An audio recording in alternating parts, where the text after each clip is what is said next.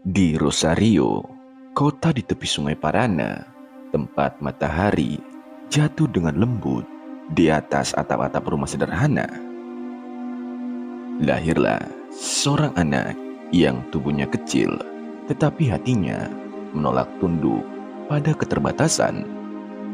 Namanya Lionel Andres Messi.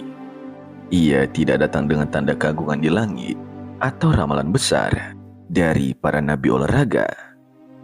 Ia datang seperti kebanyakan anak lain, namun di tangannya sebuah bola menjadi cermin jiwa. Bagi sebagian orang, bola ada permainan. Bagi Messi, bola adalah bahasa. Sejak langkah-langkah pertamanya di jalanan Rosario yang berdebu, bola bukan sekedar benda yang dikejar, melainkan sahabat yang ia ajak untuk berdialog. Ia berbicara dengan bola sebagaimana seorang penyair berbicara dengan kata-kata, lembut, sabar, dan penuh keajaiban. Anak-anak lain berlari mengejar kemenangan kecil. Messi berlari karena setiap sentuhan adalah cara untuk mengenali dirinya sendiri. Ia kecil, tapi setiap kali kakinya menyentuh bola, dunia tampak mengecil di sekitarnya. Di antara rekan-rekan setim yang lebih tinggi, ia tidak menantang dengan kekuatan, tapi dengan harmoni. Ada sesuatu di dalam dirinya yang memahami ritme ruang, jarak, dan waktu. Sesuatu yang tidak bisa diajarkan di akademi manapun, sesuatu yang lahir dari rasa. Rosario menjadi saksi bisu. Jalanan menjadi arena pertama, rumput menjadi altar, dan bola menjadi simbol iman. Ia tidak bermain untuk disaksikan. Ia bermain karena tidak bisa untuk tidak bermain. Seolah di setiap detak jantungnya ada gema yang berkata, "Aku lahir untuk ini." Dalam keheningan sore-sore Argentina, ketika cahaya mulai memudar, seorang anak kecil menari dengan bola di kakinya. Tidak ada penonton, tidak ada pelatih, hanya debu yang berterbangan dan suara napasnya yang menyatu dengan angin. Disitulah benih legenda tumbuh, bukan dari sorotan lampu stadion, tapi dari kesunyian, di mana cinta pertama kali menemukan bentuknya. Ia tidak tahu apa yang menantinya, penyakit, pengorbanan, penolakan, dan kejayaan. Namun pada saat itu, di padang kecil Rosario, semuanya sederhana. Seorang anak dan bola, dunia belum mengenalnya, tapi takdir sudah menatapnya dengan lembut. Karena memang begitu cara sejarah menulis awalnya, dengan anak-anak kecil yang berani bermimpi di tempat yang terlalu kecil untuk menampung kebesaran hati mereka. Messi tidak dilahirkan untuk menjadi besar. Ia dilahirkan untuk mengajarkan bahwa besar bukan soal ukuran tubuh, tetapi tentang seberapa dalam seseorang mencintai apa yang ia lakukan. Dan bagi Messi, cinta itu selalu berbentuk bundar, berputar, hidup, dan tidak pernah berhenti bergerak.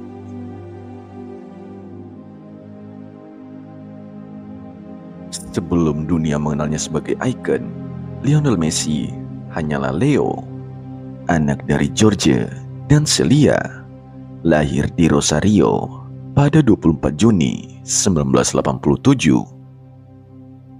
Kota kecil di jantung Argentina itu bukan panggung besar, melainkan pengakuan hangat, tempat kerja keras, dan kesederhanaan menjadi bahasa sehari-hari. Di rumah itu, cinta tidak banyak diucapkan. Ia hadir dalam bentuk pengorbanan, tangan yang lelah, dan meja makan yang selalu diisi secukupnya, tapi tidak pernah kurang rasa syukur. Ayahnya George adalah buruh pabrik baja, seorang pria yang tahu bahwa peluh adalah bagian dari doa. Dari ayahnya, Messi belajar bahwa kehebatan tidak datang dari ketenaran, melainkan dari disiplin yang dilakukan tanpa penonton. Sedangkan ibunya, Celia, adalah pondasi yang tidak pernah goyah. Ia memeluk dunia dengan cara yang hanya ibu-ibu sederhana bisa lakukan. Diam sabar dan pasti. Namun, di balik setiap kisah raksasa kecil, selalu ada satu jiwa yang menyalakan api. Bagi Messi, itu adalah neneknya. Wanita itu adalah saksi pertama dari keajaiban kecil di kaki cucunya. Ia yang menuntun Leo ke lapangan, ia yang berbicara dengan pelatih, mohon agar bocah kecil itu diberi kesempatan bermain meski tubuhnya tampak rapuh. Biarkan dia bermain. Anak ini punya sesuatu. Setiap gol yang dicetak Messi di kemudian hari, setiap kali ia menatap ke langit dan menunjuk ke atas, itu bukan selebrasi. Itu komunikasi lintas dunia. Ia berbicara kepada neneknya, satu-satunya orang yang sejak awal tahu bahwa bocah kecil itu akan mengubah sejarah. Rosario bukan sekedar tempat lahir. Ia adalah akar spiritual Messi. Di jalanan itu, Messi belajar bahwa cinta tidak butuh kemewahan, bahwa kekuatan sejati tumbuh di tanah yang keras, di mana setiap langkah kecil adalah bentuk perjuangan. Ia tumbuh di antara saudara-saudaranya dalam rumah sempit dengan suara tawa, kadang pertengkaran, tetapi selalu ada kebersamaan, semacam kehangatan yang menjadi kompas moral ketika dunia kelak coba menelannya. Keluarga Messi bukan sekedar rata cerita, mereka adalah orbit tempat Leo berputar. Saat dunia menuntut, keluarga Leo menjadi rumah. Saat dunia bertepuk tangan, keluarga Leo tetap diam, memastikan Messi tidak melayang. Di antara sorak-sorai stadion dan kamera yang tidak pernah berhenti merekam, ada jiwa Rosario yang masih hidup di dalam dirinya. Jiwa yang tahu bahwa keberhasilan sejati bukan tentang trofi, melainkan tentang tidak melupakan dari mana kau berasal. Keluarga memberi Messi sesuatu yang lebih penting dari bakat, alasan untuk bertahan. Karena hanya mereka yang lahir dari cinta sederhana yang mengerti arti sejati kemenangan. Bukan tentang mengalahkan orang lain, tapi tentang tidak mengkhianati diri sendiri. Di Rosario, cinta bukan sekedar kata. Ia adalah pondasi yang tidak terlihat, tapi menopang segalanya. Dan di antara pondasi itu, tumbuhlah anak yang suatu hari akan membuat seluruh dunia berlutut. Namun tetap, setiap kali ia pulang, ia masih manggil ibunya dengan suara lembut, "Mama."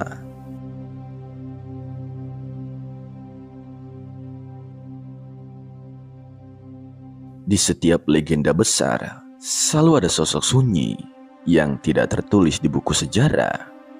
Bagi Lionel Messi, sosok itu adalah neneknya. Ia bukan pelatih, bukan dokter, bukan manajer, tetapi ia adalah sumber cahaya pertama di dunia kecil, seorang anak yang masih belajar menendang bola. Dalam hidup yang sederhana di Rosario, neneknya bukan hanya pengasuh. Ia adalah saksi iman terhadap sesuatu yang belum terlihat. Setiap akhir pekan, ia menggandeng tangan kecil Leo menuju lapangan. Kadang pelatih menolak, dia terlalu kecil, terlalu muda. Tapi sang nenek tidak mengenal kata terlalu.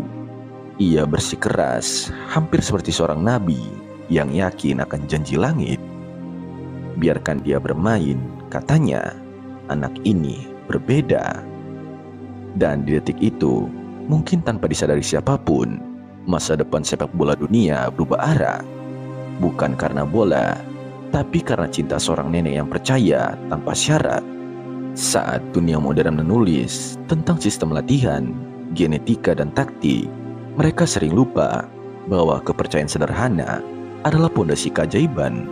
Nenek Messi menanamkan nilai yang tidak diajarkan di akademi manapun, bahwa cinta bisa menjadi kekuatan yang meyakinkan anak kecil bahwa ia tidak sendirian. Ketika neneknya tiada, Messi masih sangat muda. Ia belum sempat membalas dengan trofi, belum sempat menunjukkan kepada dunia apa yang dilihat sang nenek dulu.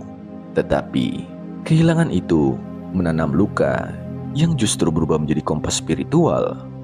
Sejak hari itu, Setiap kali ia mencetak gol, Messi menatap ke langit dan menunjuk ke atas.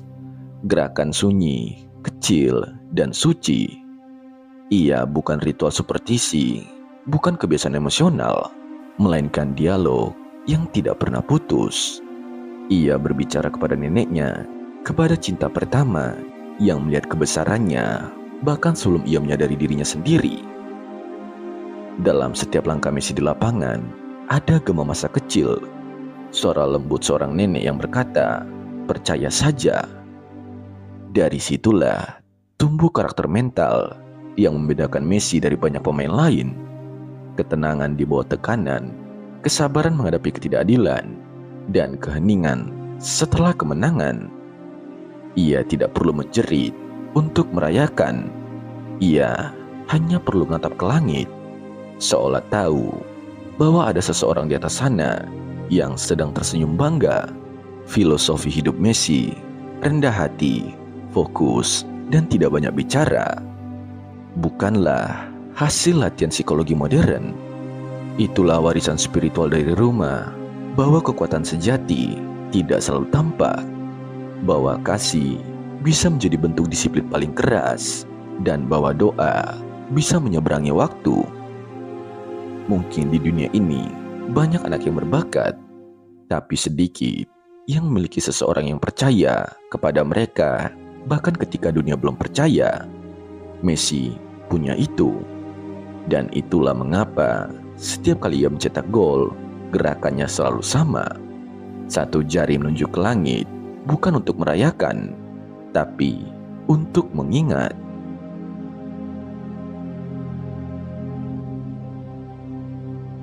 Ada masa di mana dunia mencoba mengajarkan Lionel Messi arti kata batas. Usianya baru sekitar 10 tahun ketika diagnosis itu datang. Kekurangan hormon pertumbuhan. Sebuah kalimat medis yang bagi kebanyakan anak hanya berarti perawatan panjang. Tapi bagi seorang anak yang hidupnya melekat pada sepak bola, itu adalah vonis. Tubuhmu terlalu kecil untuk mimpi sebesar itu. Setiap hari, Messi harus menyuntikkan hormon ke kakinya. Sebuah jarum kecil, tapi dengan makna yang besar. Jarum itu seperti garis tipis antara harapan dan kehilangan. Ia tidak pernah mengeluh, tidak pernah menyesal. Tetapi di dalam dirinya ada perang sunyi antara keyakinan dan kenyataan. Ia bisa merasakan tubuhnya berbeda, lambat tumbuh, rapuh di antara rekan-rekannya yang lebih besar. Namun justru dalam keterbatasan itulah lahir sesuatu yang tidak bisa ditumbuhkan oleh hormon manapun. Jiwa yang keras kepala untuk terus bermimpi. Keluarganya menghadapi ujian besar. Pengobatan itu mahal, terlalu mahal untuk keluarga sederhana di Rosario. Tapi bagi mereka, Lionel bukan sekedar anak. Ia adalah janji.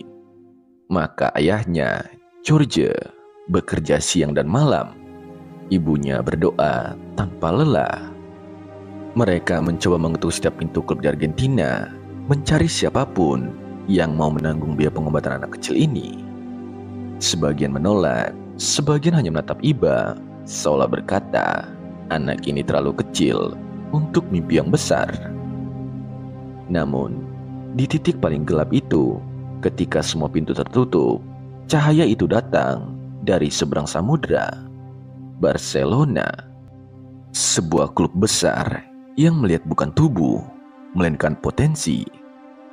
Mereka mengirim undangan, dan bahkan legenda itu sendiri masih anak-anak ketika tanda tangannya di kertas kontrak ditulis di atas serbet kafe. Serbet simbol sederhana, namun menjadi saksi perubahan sejarah sepak bola dunia.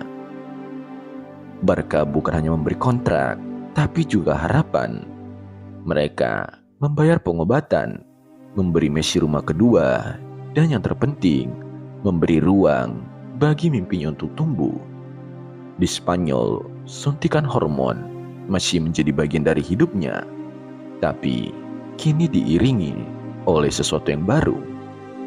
Keyakinan bahwa ia bukan anak yang cacat, tapi calon legenda yang sedang diuji. Dari kisah ini, kita belajar bahwa batas tubuh bukanlah akhir dari segalanya. Kadang, itu adalah ujian bagi jiwa. Dunia mungkin mengukur tinggi seseorang dalam sentimeter, tapi sejarah mengukur keberanian dalam keyakinan. Messi belajar menerima bahwa ia tidak akan menjadi yang paling besar, tapi menjadi yang paling besar di dalam permainan. Ia tidak perlu tubuh yang kuat, cukup hati yang tidak pernah menyerah. Dan disitulah letak keajaiban. Ketika tubuhnya menolak tumbuh, jiwanya memilih untuk melampaui. Mungkin karena rasa sakit itu, ia bermain dengan cara yang berbeda. Lembut, tapi mematikan. Hening, tapi penuh makna. Setiap driblenya adalah perlawanan terhadap vonis masa lalu. Setiap golnya adalah surat terbuka bagi anak-anak kecil di seluruh dunia yang pernah diberitahu bahwa mereka tidak cukup besar untuk bermimpi. Messi adalah bukti bahwa kadang dunia memberi kita tubuh kecil agar kita belajar menciptakan ruang besar di dalamnya. Bahwa rasa sakit bukanlah akhir, tapi awal dari sesuatu yang tidak bisa dijelaskan oleh sains. Iman pada diri sendiri.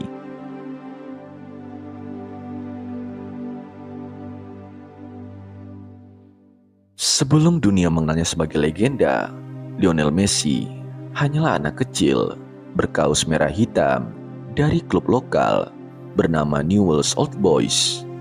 Klub kecil di Rosario yang menjadi tempat banyak mimpi lahir, tapi juga tempat banyak mimpi berhenti.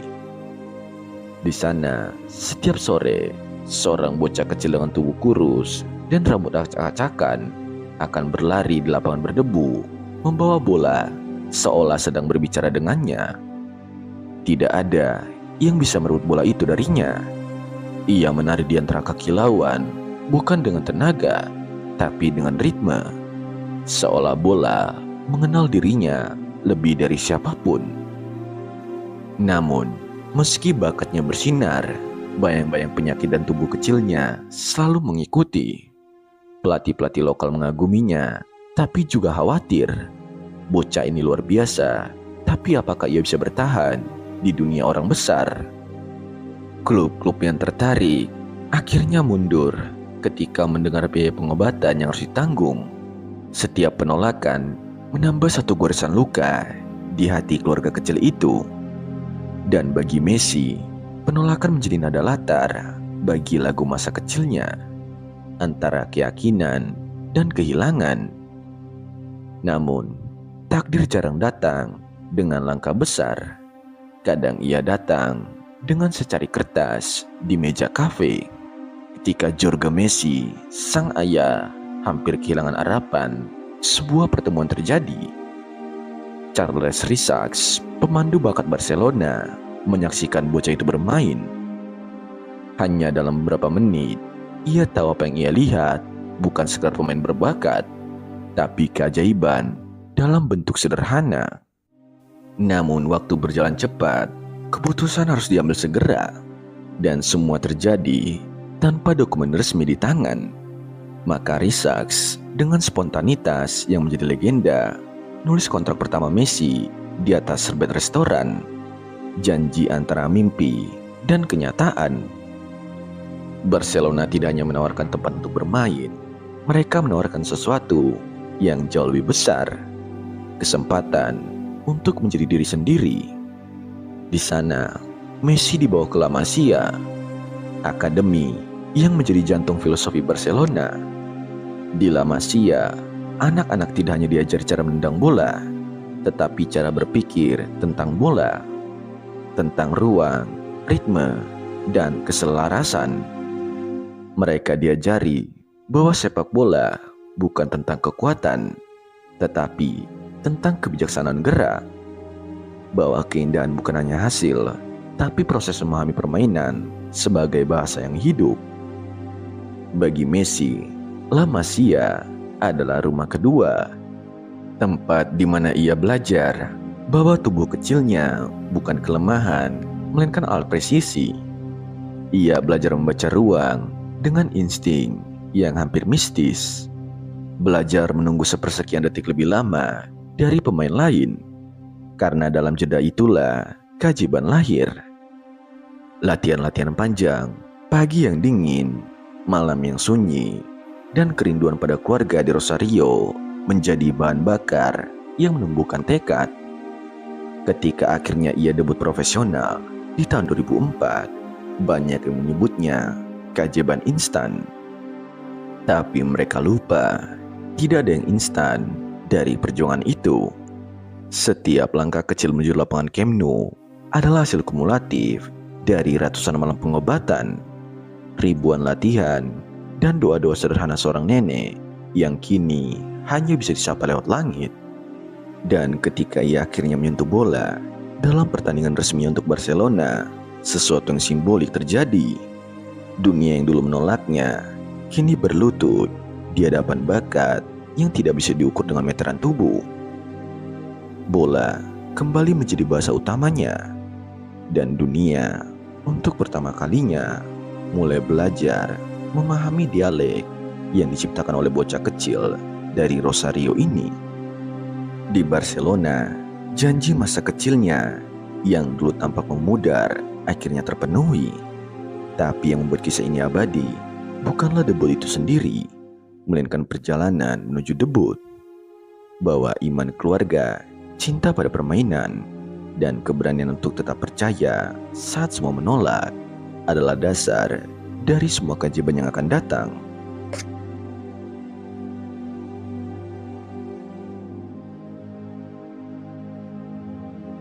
Barcelona bukan hanya klub yang menampung Lionel Messi. Ia adalah kanvas, dan Messi dengan kaki kirinya yang seperti kuas ilahi mulai melukis era yang mengubah wajah sepak bola selamanya. Di bawah langit Camp Nou yang penuh sejarah, bocah kecil dari Rosario itu pernah menjelma menjadi identitas kolektif. Bersama generasi emas, Xavi, Iniesta, Busquets, Puyol, Messi membentuk sesuatu yang lebih dari tim. Sebuah simfoni gerak, ritme, dan intuisi. Dalam dunia sepak bola yang sering kasar dan penuh benturan, mereka memperkenalkan puisi dari penguasaan bola. Bukan kekuatan, tapi harmoni. Bukan kecepatan semata, tapi kecerdasan ruang. Setiap kali bola tiba di kakinya, waktu seolah melambat. Messi tidak berlari untuk menghindari lawan. Ia menyelami ruang di antara mereka, seperti air yang menemukan celah di bebatuan. Gerakannya bukan improvisasi, tapi semacam meditasi bergerak, kesadaran total akan posisi, arah, dan kemungkinan. Di antara ribuan pemain yang berlari keras, Messi justru berjalan pelan, tapi setiap langkahnya membawa dunia berubah arah. Era Pep Guardiola menjadi laboratorium keajaiban itu. Messi yang awalnya penyerang sayap, kemudian berevolusi menjadi false nine, posisi yang bahkan dunia belum benar-benar mengerti waktu itu. Ia turun ke tengah, menarik bek dari keluar posisinya, membuka ruang untuk rekan, lalu kembali menembus jantung pertahanan dengan kecepatan yang nyaris mistis. Di sanalah lahir masa keemasan Barcelona, tiki taka, seni mengolah bola menjadi bentuk komunikasi antar jiwa. Messi bukan sekedar bagian dari sistem itu, ia adalah denyut nadinya. Tahun demi tahun, trofi datang berturut-turut. Liga Champions, La Liga, Copa del Rey. Seolah dewa sepak bola sedang menulis bab baru tentang keindahan permainan. Penghargaan individu pun mengalir. Ballon d'Or demi Ballon d'Or, rekor demi rekor, angka demi angka. Semua mencoba menandai keajaiban yang sebenarnya tidak bisa diukur dengan statistik. Namun, di balik kilau piala itu, ada evolusi yang lebih dalam, transformasi batin. Messi yang dulu pendiam, anak pemalu yang jarang bicara, perlahan menjadi sosok pemimpin. Tapi ia tidak memimpin dengan kata-kata, ia memimpin dengan keheningan yang bekerja. Ketika tim goyah, ia tidak berteriak, Ia menggenggam bola, menggiringnya melewati 3 pemain, mencetak gol, lalu menatap rekan-rekannya, seolah berkata, begini caranya percaya. Bahasanya bukan lisan, tapi aksi. Dan dari sana, lahir bentuk baru dari kepemimpinan. Bukan otoritas, tapi keteladanan. Namun, setiap kejayaan membawa bayangannya sendiri. Semakin besar cahaya Messi bersinar, semakin dalam bayangan Barcelona jatuh kepadanya. Klub mulai bergantung padanya seperti bumi pada matahari. Hidup dari cahayanya, tapi juga kehilangan keseimbangan tanpa dia. Ketika sistem mulai menua, ketika rekan-rekan seperjuangan mulai pergi satu persatu, Messi perlahan menjadi satu-satunya sisa dari era emas itu. Simbol yang menanggung sejarah. Lalu datang tekanan, media yang haus narasi, kontrak yang menjadi bahan politik, dan ekspektasi yang nyaris mustahil. Setiap pertandingan buruk menjadi headline, setiap gestur menjadi tafsir. Dan di balik wajahnya yang tetap tenang, ada beban yang tidak terlihat. Beban seorang manusia yang dijadikan mitos, tetapi tetap merasakan luka manusia biasa. Pada titik ini, Messi bukan hanya bagian dari Barcelona. Barcelona adalah Messi itu sendiri. Ia bukan hanya jantung tim, tetapi simbol sebuah ide. Bahwa sepak bola bisa menjadi seni, bahwa kemenangan bisa dicapai tanpa kehilangan estetika. Namun, seperti semua legenda, harmoni itu perlahan mulai retak. Bukan karena kurangnya cinta, tapi karena waktu. Dan karena dunia sepak bola sendiri sudah berubah menjadi industri yang kadang lupa akan jiwa permainannya. Messi telah memberikan segalanya pada Barcelona. Tubuhnya, waktunya, bahkan identitas. Tetapi di balik semua gelar dan gol, satu pertanyaan mulai tumbuh di dalam dirinya. Siapa aku tanpa Barcelona? Pertanyaan itu perlahan tapi pasti, dan akan membawa kita menuju bab berikutnya. Bab yang jauh lebih getir, lebih manusiawi, lebih heroik, saat seorang dewa harus kembali menjadi manusia dan berjuang bukan untuk trofi, tapi untuk diri sendiri dan tanah airnya.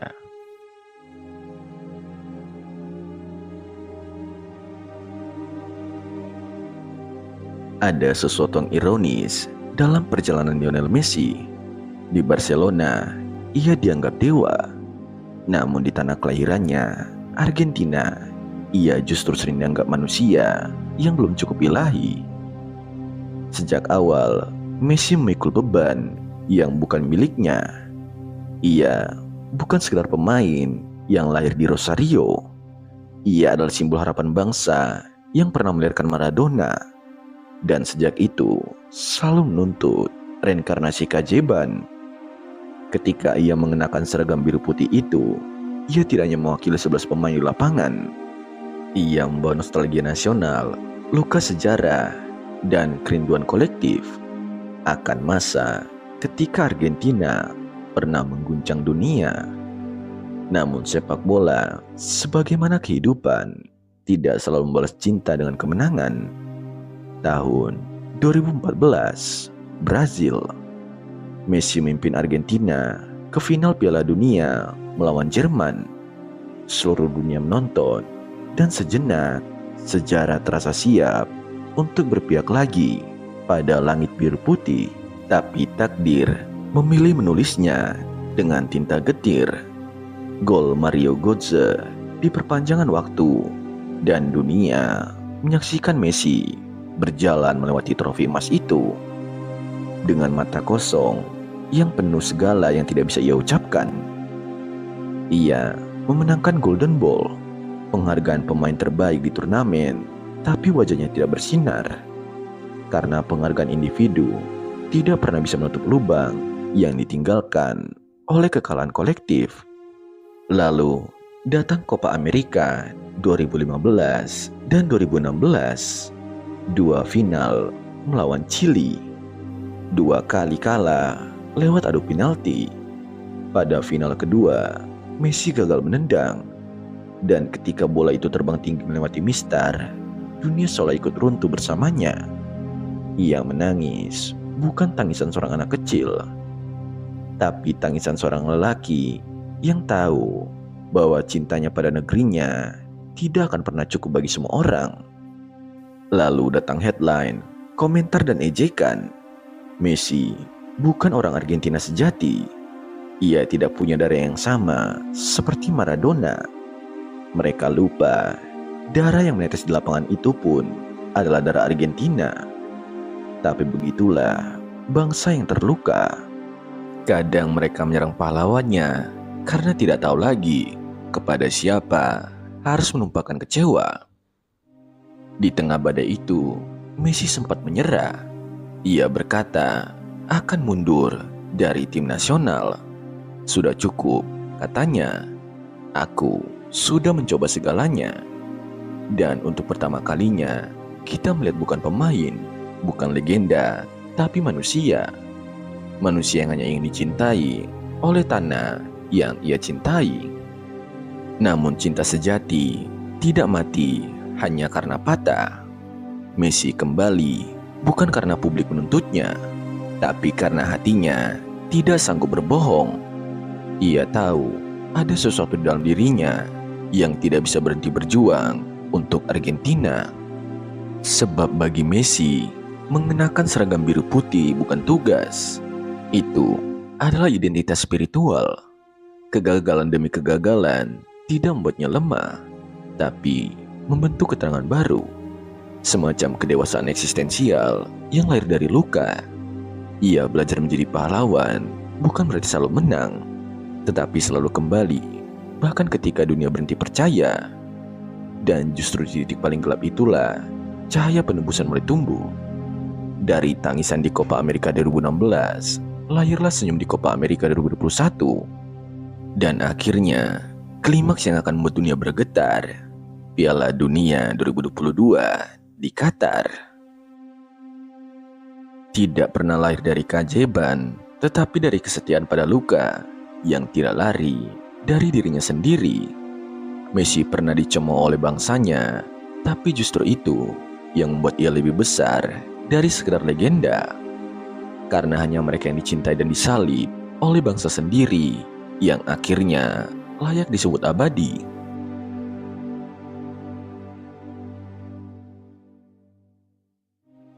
Cinta publik adalah matahari yang hangat, tetapi jika terlalu dekat, ia bisa membakar.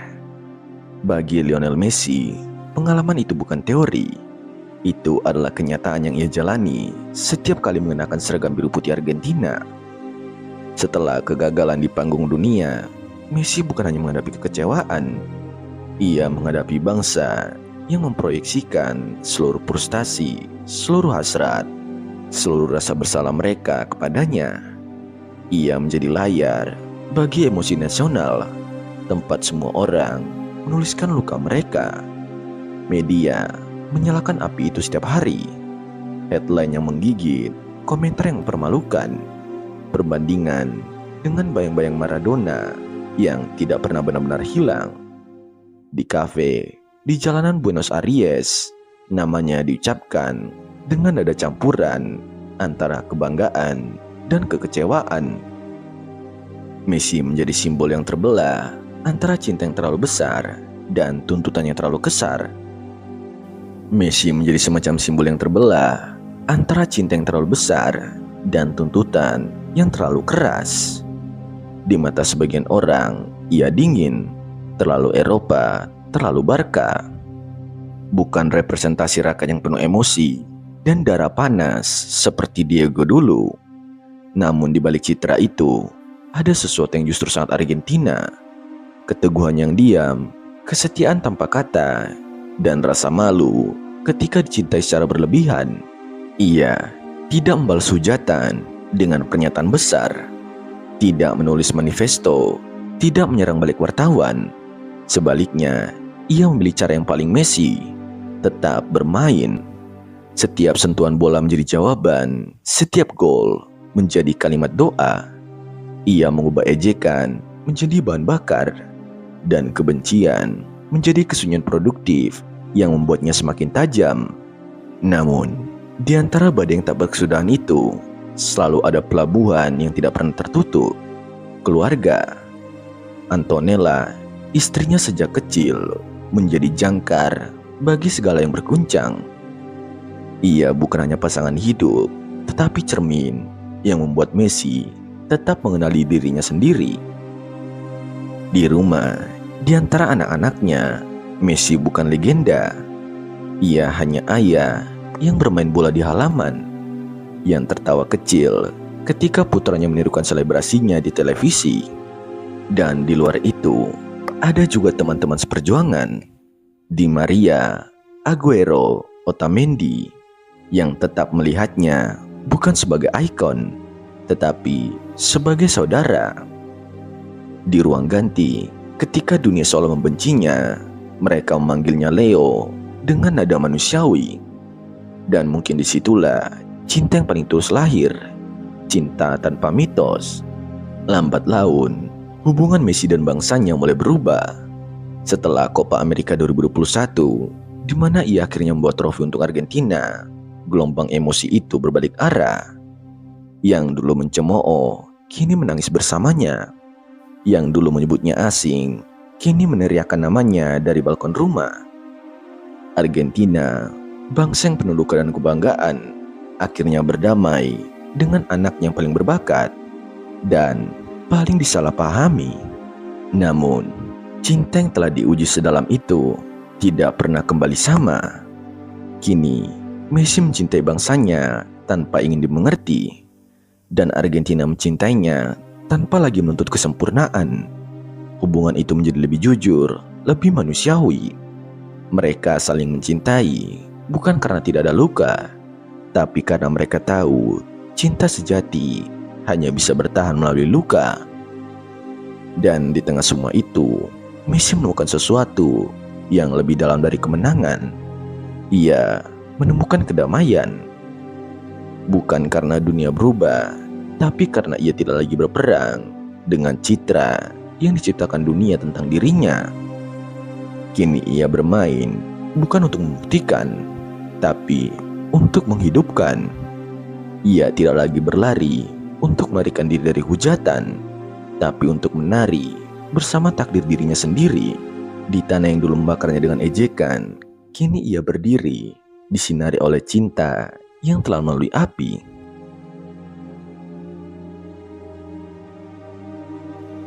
Setelah bertahun-tahun luka dan hujatan, kisah Lionel Messi menemukan bab yang tidak pernah dijanjikan, penebusan. Tapi bukan penebusan dalam arti membuktikan sesuatu kepada dunia, melainkan perdamaian antara dirinya dan tanah air yang melahirkannya. Segalanya mulai berubah di Copa America 2021. Turnamen itu digelar di Brazil, tanah musuh bebuyutan Argentina. Ironisnya, di sanalah Messi akhirnya menghapus kutukan panjang. Ia tidak lagi hanya bermain dengan beban harus menang, melainkan dengan keheningan seorang yang telah belajar berdamai dengan kegagalannya. Kita melihat versi Messi yang berbeda, bukan remaja ajaib La Masia, bukan ikon global yang steril, tetapi kapten yang emosional, berteriak, memeluk, menangis dan tertawa. Ia turun ke tanah, menjadi manusia di antara manusia. Dan saat Argentina menumbangkan Brazil di final di Maracana, stadion yang penuh sejarah luka bagi Argentina, momen itu bukan sekedar kemenangan, itu adalah ritual penyembuhan. Bangsa yang dulu memaki, kini menangis bersamanya. Messi mengangkat trofi itu sambil menatap langit, mungkin untuk neneknya, mungkin untuk dirinya yang kecil dulu, yang pernah bermimpi di Rosario dengan tubuh yang terlalu kecil untuk dunia yang terlalu besar. Copa America menjadi simbol bahwa cinta sejati, bahkan yang paling retak, bisa diperbaiki. Bangsa yang dulu memaki, kini menangis bersamanya. Messi mengangkat trofi itu sambil menatap langit, mungkin untuk neneknya, mungkin untuk dirinya yang kecil dulu, yang pernah bermimpi di Rosario dengan tubuh yang terlalu kecil untuk dunia yang terlalu besar. Copa America menjadi simbol bahwa cinta sejati, bahkan yang paling retak, bisa diperbaiki. Namun, takdir belum selesai menulis epilog, karena setahun kemudian di Qatar 2022, Messi menghadapi panggung terakhir yang bisa mengubah segalanya, Piala Dunia. Ia datang bukan sebagai remaja penuh ambisi, melainkan sebagai pria yang telah memikul harapan bangsanya selama 2 dekade. Dan kali ini, ia bermain dengan kedamaian seorang yang telah memahami penderitaan. Setiap sentuhan bolanya terasa matang, penuh makna, penuh pengalaman. Ia bukan hanya bintang, ia adalah sutradara yang mengatur tempo emosional seluruh tim. Di setiap pertandingan, terlihat bagaimana penderitaan masa lalu mengasahnya. Ketenangan saat penalti, keteguhan saat tertinggal, dan rasa syukur saat menang. Argentina di Qatar bukan hanya tim yang kuat, mereka adalah manifestasi perjalanan spiritual. Anak-anak muda seperti Julian Alvarez, Enzo Fernandez bermain untuk Messi, sementara Messi bermain untuk mereka. Sebuah siklus generasi yang bersatu oleh cinta terhadap simbol yang sama. Dan ketika final melawan Prancis menjadi drama 3 babak yang menegangkan, dunia tahu bahwa ini bukan hanya pertandingan sepak bola. Ini adalah drama mitologis tentang manusia, takdir, dan makna perjuangan. Ketika Argentina akhirnya menang lewat adu penalti dan Messi mengangkat trofi emas itu dengan tangan gemetar, seluruh dunia bersorak bukan hanya untuk kemenangan, tapi untuk keadilan sejarah.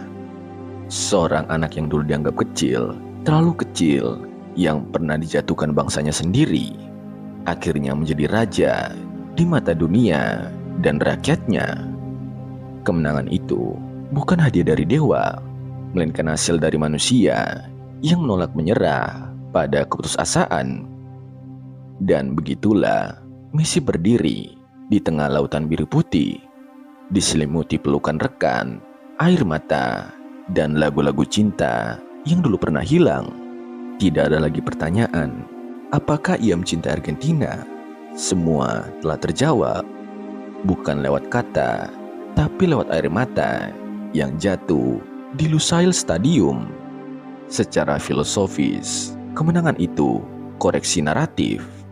Dunia, terutama bangsanya sendiri, akhirnya belajar bahwa pahlawan tidak lahir dari kesempurnaan, tetapi dari kemampuan untuk tetap berdiri setelah dihancurkan oleh cinta.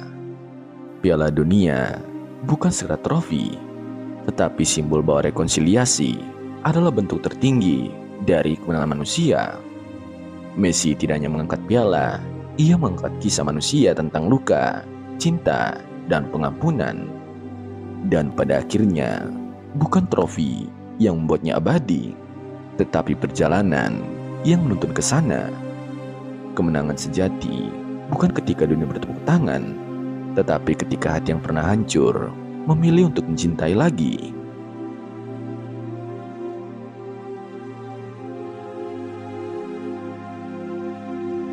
Dan begitulah kisah Lionel Messi mencapai titik di mana sepak bola bukan lagi sekedar permainan. Ini menjadi naskah kehidupan di mana tubuh, jiwa, cinta, dan waktu bertemu, saling menguji, saling membentuk. Messi, anak kecil dari Rosario yang tubuhnya kerdil, mengajarkan sesuatu yang sederhana namun mendalam, bahwa talenta hanyalah benih dan hanya cinta keluarga yang akan menumbuhkannya menjadi pohon yang kokoh. Nenek yang menatapnya dari bangku rumah sederhana, doa-doa yang mengalir diam-diam, ayah dan ibu yang bekerja keras. Mereka bukan latar belakang, tapi pondasi moral yang menopang seorang legenda. Kemudian tubuhnya yang sejak kecil menolak ambisi besarnya menjadi ujian pertama. Keterbatasan fisik memaksa Messi menemukan kedalaman mental dan ketajaman insting yang tidak mungkin diciptakan oleh latihan semata. Setiap suntikan hormon adalah simbol penderitaan yang dibayar dengan kesabaran. Setiap latihan panjang di La Masia adalah pembentukan karakter yang melampaui teknik. Kesabaran Messi diuji pula oleh politik identitas dan tekanan publik. Ia dicemooh oleh bangsanya sendiri setelah kekalahan pahit, diangkat sebagai dewa di Barcelona, dan kemudian disalahpahami oleh media dan narasi kolektif. Disinilah kita belajar satu pelajaran universal. Legenda bukan lahir dari pujian, melainkan dari kemampuan berdiri teguh di tengah hujatan, tetap menjalankan prinsip, dan menemukan makna dalam perjalanan yang sulit. Ketika akhirnya ia menebus segalanya di Copa America dan Piala Dunia 2022, kemenangan itu lebih dari gol, assist, atau trofi. Ia adalah rekonsiliasi dengan tubuhnya, dengan bangsanya, dengan dunia, dan terutama dengan dirinya sendiri. Kemenangan itu menyembuhkan luka, menegaskan bahwa manusia dapat menaklukkan bukan dunia, tapi diri sendiri, bahkan seperti dilumat oleh ekspektasi, kegagalan, dan rasa sakit. Disinilah letak filosofi Messi, ketahanan moral, kesetiaan pada proses, dan keberanian menghadapi kerentanan lebih menentukan bagaimana legenda terbentuk daripada teknik atau statistik semata. Bayangkan adegan itu, Lionel kecil di Rosario, berlari di padang dembu, doa nenek yang mengalir di malam hari, malam-malam panjang di La Masia, belajar manipulasi ruang dan waktu di atas rumput, sorak Camp Nou yang riuh saat gol demi gol tercipta, tatapan kecewa di final 2014 yang membekas segalanya, dan akhirnya pelukan yang menghangatkan di Qatar 2022. Simbol penyembuhan, pengakuan, dan cinta kembali yang tidak pernah pudar. Messi bukan sekedar pemain sepak bola, ia adalah manusia yang menolak dilihat sebagai angka semata, yang menolak dikurung oleh ekspektasi, dan yang menunjukkan bahwa keabadian lahir dari keberanian untuk menghadapi semua keterbatasan sambil tetap bermain sepenuh hati.